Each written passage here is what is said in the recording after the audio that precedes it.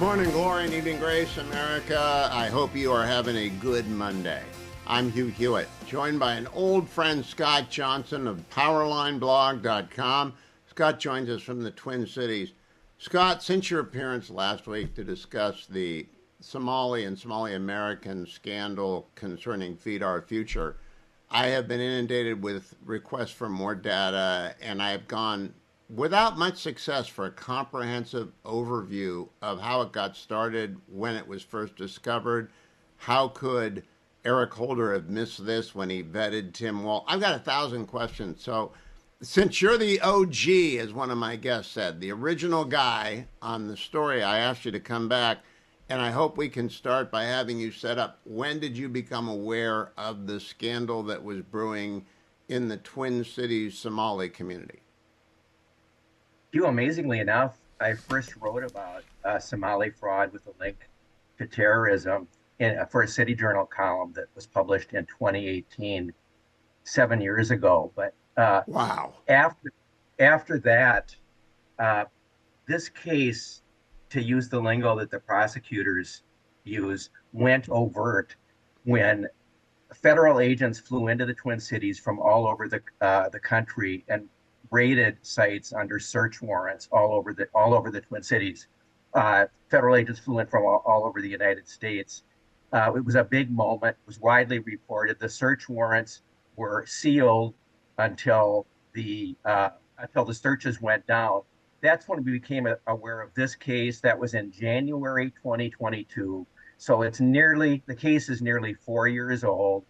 Indictments followed. The first set of 47 indictments were announced by Andy Luger, the then U.S. attorney, in September 2022. And so far, some 50 defendants have pleaded guilty. 2 trials have been held. I covered both of those trials on a daily basis for Powerline. I thought it was an incredibly interesting and important story because of the immigration aspect. We have something like 100,000 Somalis in the state of Minnesota, concentrated to some extent in the Twin Cities. And this fraud was concentrated in the Twin Cities, but also around the state. It's just unbelievable. So I thought it was an incredibly interesting story. And after the second of these trials, which included a white ringleader named Amy Bach, who was the CEO of this nonprofit sponsor of all these Somali sites around the state. Her name is Amy Bach. She was on trial in the second of the 2 trials with one of her biggest Somali fraudsters. After that, the guilty verdicts were returned in that case, which I had reported on, as I say, on a daily basis. I wrote up a column for the Washington Free Beacon about the guilty verdicts, trying to give the kind of overview that you're asking me for right now.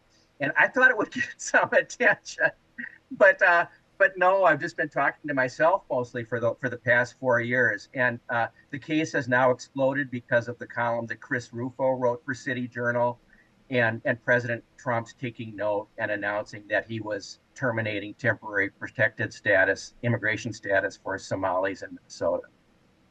Well, let me give you my big takeaway, then we're going to dive into some details, Scott.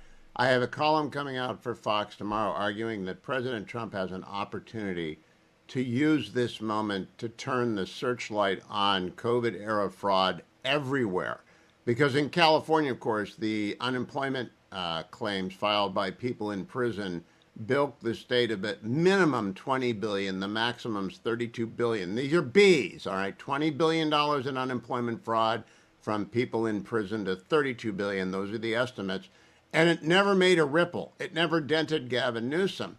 I am curious, what do you think the number is of all the different grifts in Minnesota, whether it's Feed Our Future or the autistic children grift? There are many different grifts that are being investigated. Right. What's the total Right. bilk number in terms of money stolen?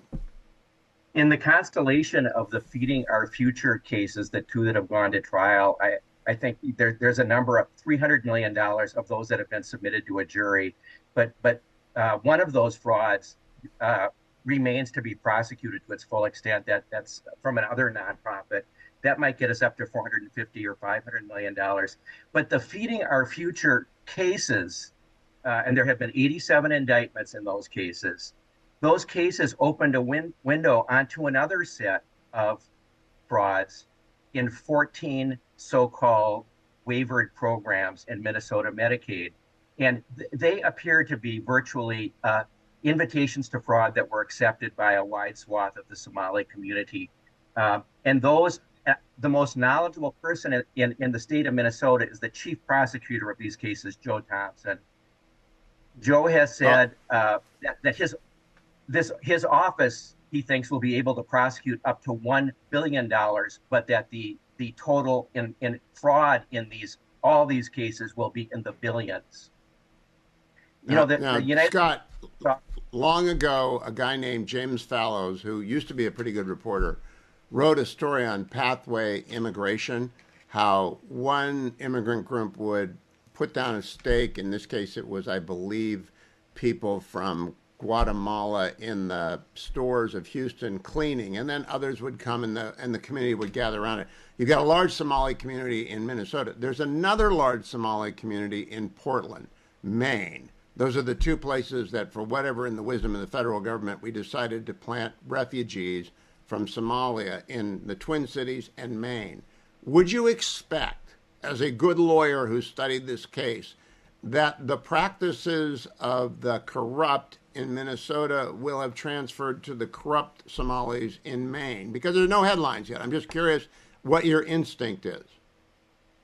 You, in that column that I wrote for the Washington Free Beacon about these cases, I said that this is what you get when you cross a third world tribal culture with a corrupt democratic establishment. That's what we have in Minnesota. I don't know Maine well enough to say, but I think the It's a Somali corrupt culture, democratic establishment. It's a corrupt democratic establishment. the Somali culture is tribal, and what you have here is an intensely tribal culture taking advantage of the native Minnesota, you know, Minnesota nice. Let's put it that way. So I would expect that will travel, and I wouldn't be surprised to see it elsewhere. But this Medicaid fraud, these waivered programs are special to Minnesota. They're just ludicrous. So I would expect the fraud might be taking place where the opportunity is there, and the opportunity has been here to a maximum extent in Minnesota. So I have spent time over at Powerline trying to find the various articles. You've added a third wheel, Bill. Tell me about Bill. I don't know anything about Bill. Well, Bill is a former deputy commissioner from the Tim Pawlenty administration, a very knowledgeable guy, and he's a fellow at the Center of the American Experiment. My colleague, longtime colleague at Powerline, is John Hinderaker. He's been working for John as senior fellow at the center for the past several years. And Bill has taken the subject up in a methodical way. He posts both at Center of the American Experiment site and at Powerline. And if you want to get into the details, there's nobody better than Bill, and he's very well spoken to boot. Well, I think I'm going to have to read the detail. And that my next question is, after you submitted your piece to the Free Beacon, did anyone ever? I've read the Rufo piece with the second author. I can't think of his name right now. Brian Thorpe. It's somewhat, yeah, Thorpe. It's somewhat comprehensive, but it isn't really. It's limited in time and scope. Has anyone done a deep dive into how vast the corruption is in Minnesota, and not just in the Somali community? It would seem to me that anyone with a brain would take advantage of these programs. Well, Hugh, I first got a window onto this phenomenon, I would say, in the terrorism trial that was conducted before federal judge Michael Davis in 2016, which I also covered on a daily basis for Powerline. There were 9 Somalis charged with material aid to terrorism as they sought to join ISIS in Syria. And these guys were turned on by the prospect of chopping heads and joining the jihad. The 6 of them pleaded guilty. The 3 who went to trial at the trial that I covered were so sophisticated and looking at the seams to take advantage of financial aid to promote what they wanted to do. One of these guys, his last move was to take his student loan debit card and cash it out for $500 to buy a ticket to Turkey. It was Wow. unbelievable. I mean, you could use a debit card for your student loan. Well, I learned that covering that trial. So I had some insight about the sophistication in finding the seams in these programs for, let's say, their uh, private purposes. But They're worst actors. I'm going to talk with Scott during the break, and he's going to be on the other side because I think my suggestion to President Trump is that he actually throw a searchlight on the COVID era giveaways because my guess is where we found one giant nest of corruption, we will find others. Coming back with Scott during the break. It'll all be over at YouTube as well. And I'm back with Scott Johnson of Powerline. You can read Powerline blog at powerlineblog.com. Scott, what role, if any, did Tim Walz and Keith Ellison, the governor and the attorney general, respectively, of Minnesota, have in turning their heads the other way so as not to see this corruption? Well, it's probably a little bit worse than that. Bill Glahn, from the second of these trials, these Feeding Our Future trials that I'm referring to, Bill got the audio recording of Keith Ellison meeting with the fraudsters, and they were seeking his help in fighting back against the forces that they thought they were contending with that were trying to put a crimp in their program. And Ellison, vowed his support and blah, blah, blah, blah, blah. You have to hear it to believe it. It's a 45-minute recording. So Ellison was at the least guilty of nonfeasance and at worst guilty of complicity. And his office did a pitiful job representing the Minnesota Department of Education when they were sued by Feeding Our Future, the sponsor of the fraudsters.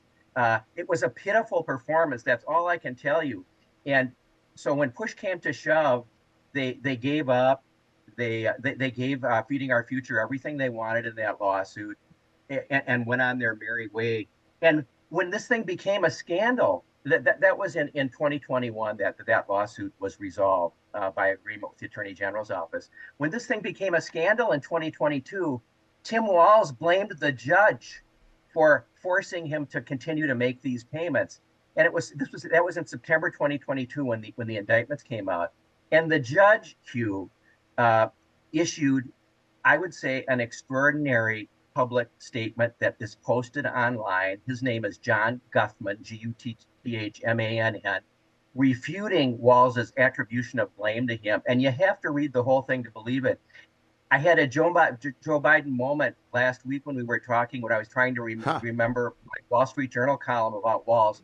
I quoted that statement of Judge Guthman in the Wall Street Journal column, trying to make a point about the dishonesty with which Walz has dealt with this program on the few occasions when he's been asked about this fraud program, the few occasions he's been asked about it.